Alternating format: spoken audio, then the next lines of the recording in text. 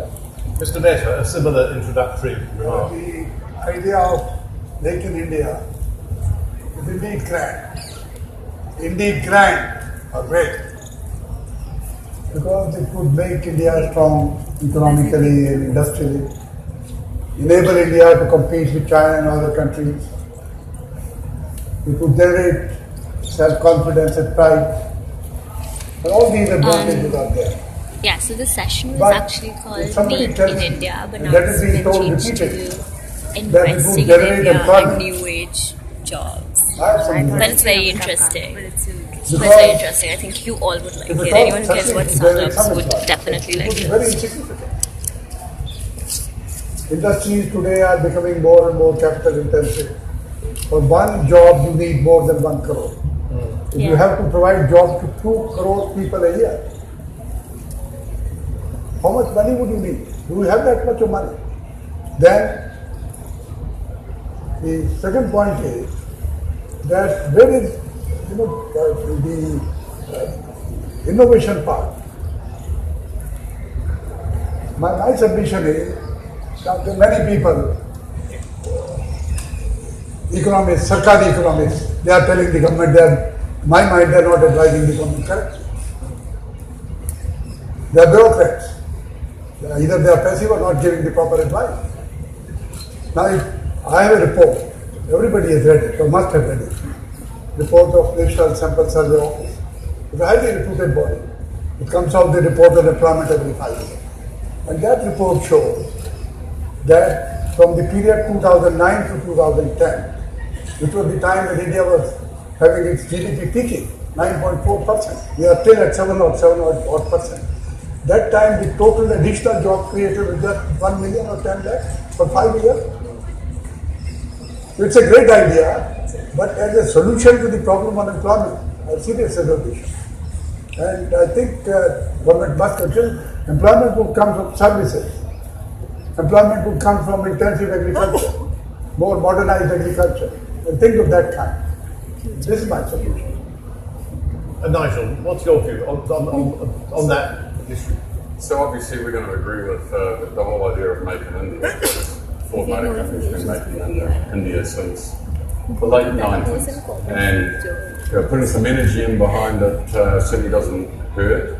And certainly it's going to create economic value for India as we make for India and for export abroad.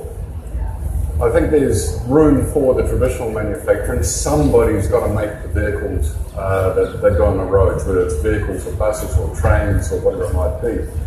But there is an emerging opportunity that's coming through, and that is through the smart technologies, whether they're embedded modems in cars or through people's cell phones. We're seeing a lot of industry and innovation coming out of the ability for cars to talk to each other, people to talk to each other, and it's creating all sorts of mobility opportunities for ride sharing, car sharing, parking. So it's actually quite an exciting area. It's something that we're looking at, obviously. So we like it. What's your view on the policy as as just the other panelists say, it's not only a great idea, it's a necessary idea. But in my opinion, Make in India already exists. This lovely chair we are sitting on, this is Make in India. Look at this lovely festival here. This is Make in India. This is all creativity, the energy is all there. But as Kiranji was just mentioning, it's all about manufacturing. And therefore, that's where the jobs are supposed to come. Now on this, I have a take, John. All such policy has to go through 3 stages, 3 steps. Step number 1 is create the hype. You have to get people interested in it. So that's been done brilliantly. There's a fabulous campaign. The branding is really good. Stage 2 is all about reform and policy. We have to get this done. And stage 3 is implemented.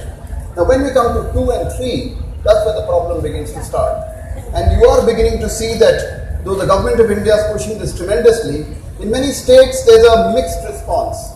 Yes, people want to get onto it, but the ground level work takes a long time. And when you look at reform, and you talk of reform actually happening, I mean, remember, you just mentioned Mehta Saab was there in 91 when reform started. But let me ask you, has even the first generation of reform actually happened, which is land, labor, capital? have we reformed land labor capital? That was first Paper, generation. yeah, but We have to get that going if you want to be a market economy. So you're not going to be able to become a big producer and become a big manufacturer unless you sort out those basic issues. That's my point. Yeah, what the government has done is to make the words, the slogan, "Make in India," an amazing brand. And as I said the other day to the audience I met, and probably the people are different today, no visiting delegation dares to come from abroad without saying "Make in India, Make in India." No newspaper, every newspaper, one of their pages almost every day, people are using it as a slogan. So I suppose as a slogan, it's successful. Nigel, you've got quite a good story to tell. We were talking about it earlier as to how Ford has indigenized its production, but especially how you've taken people in from the countryside, from rural areas, and trained them to work in your factories, both in Tamil Nadu and in Gujarat. You are, of course, in two of the country's best run Nigel's the Ford states. guy, Tamil Nadu in case doesn't you were always wondering. have the well run because of the personalities, but it does seem to be. And of course, you loyally went to Gujarat, though you went there before the Prime Minister became the Prime Minister. Absolutely. We were there in 2010, right? But I told you I was going to say that. yeah, so- that's right. But you know, both those states were actually very good in terms of our dealings with them, in terms of providing the land and the labour and the utilities that went with it. They're actually very positive. They gave us a one-stop shop type situation where if we had an issue, we've got a one person in the government and they would actually help us navigate through. One person in both states. One person. In both states. Which was, one for each. No, I meant, yeah. Correct. But we had a really nice story, and this is one I was talking to you about, which was, when we first started in Tamil Nadu, there weren't many manufacturers there.